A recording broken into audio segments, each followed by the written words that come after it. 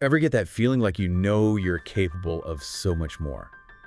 Like there's a hidden potential just waiting to be unleashed. Oh, absolutely. It's like a more powerful version of yourself is hiding somewhere. And today we're going deep on that idea. We're diving into an episode of the Limitless Mindset Podcast. Yeah, they're all about how to tap into this hidden brain power we hear so much about. Okay, I'm intrigued already. So what kind of secrets does this episode spill about actually improving our memory and how we learn things? Well, right off the bat, they tackle that whole myth about us only using 10% of our brains.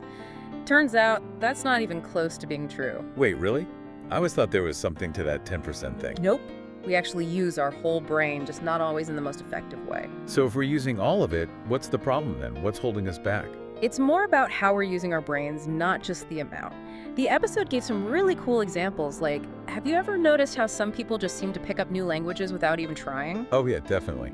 I've always been jealous of those types. Right, while others struggle like crazy. Or think about people who can remember entire books. And then there's me, who can barely remember what I had for breakfast. Exactly. So the episode argues that it's not all about some natural talent or anything. So what is it then? It comes down to the strategies you use and, maybe even more important, what you actually believe you're capable of. You mean like our beliefs actually matter? More than you might think. It really ties into this whole idea of neuroplasticity, which they talk about a lot in the episode.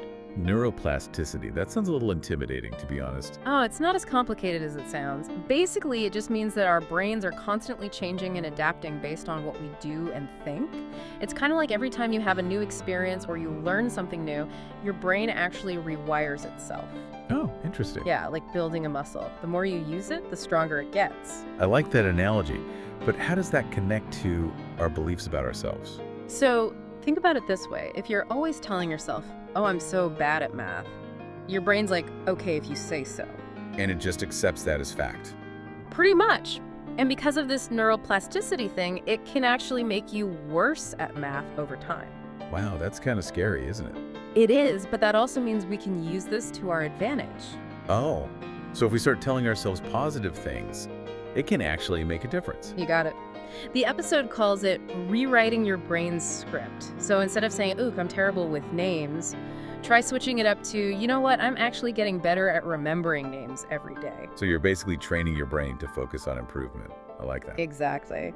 And speaking of training, the episode also dives into how to learn things better, like smarter, not harder, Oh yeah, for sure. I definitely need help with that. I'm always trying to learn new things. What kind of techniques do they talk about? Well, one of the big takeaways is that learning shouldn't be passive. You can't just sit there like a sponge hoping it'll all soak in. I'm totally guilty of that. Just reading or listening to things and thinking it'll magically stick. We've all been there.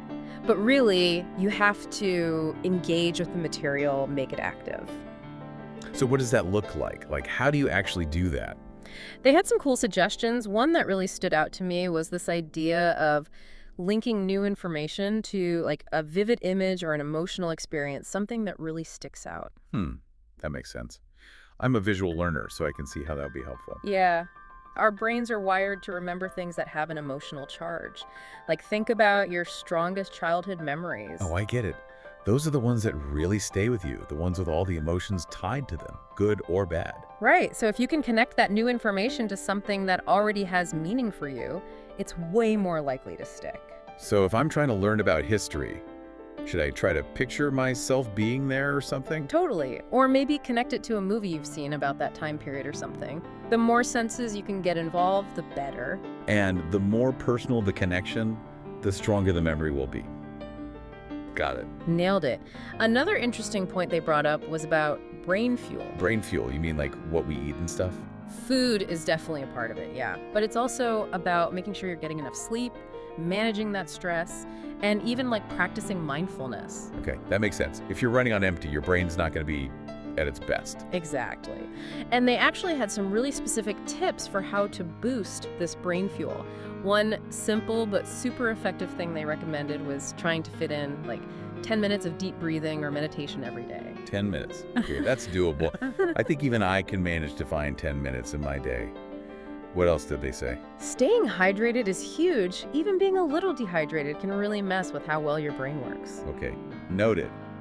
My water bottle is my new best friend. Exactly. Oh. And of course we I knew you were going to say that. Oh. Sleep always seems to be the answer. Well, there's a good reason for that. When you sleep, your brain is busy consolidating memories and clearing out all the junk. So it's like hitting the reset button for your brain. Pretty much. It is pretty mind-blowing when you think about it, the fact that we can actually change the way our brains work just by changing a few habits in how we think. It really is empowering. And this episode did a great job of showing just how much potential we all have. I know. So no more excuses about having a bad memory or not being a natural at something. Exactly. This episode really hammered home that we can all push our mental limits as long as we put in the work. Well, I'm feeling pretty fired up to get rid of some of those limiting beliefs I've been holding on to for way too long. That's the attitude. And remember, it's not about being perfect right away. More about making progress, right? You got it.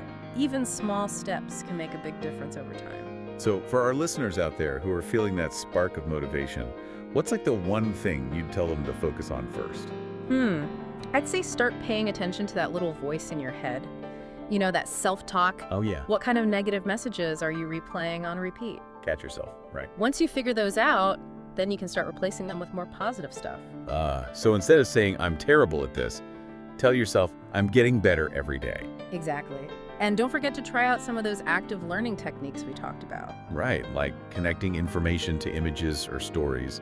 Make it stick. Yeah, experiment a little and find what works best for you. It's a journey, not a race. Good point. Be patient with yourself, celebrate your progress, and just never stop learning. Couldn't have said it better myself. This whole conversation has me thinking we all have the potential to be like mental athletes. I like that. Training our brains to be sharper, stronger. Absolutely. Yeah. So go out there and unlock that limitless potential. You never know what you might be capable of. Well, this has been a truly fascinating deep dive. Thanks for breaking it all down for us. My pleasure. Always love a good brain-boosting chat.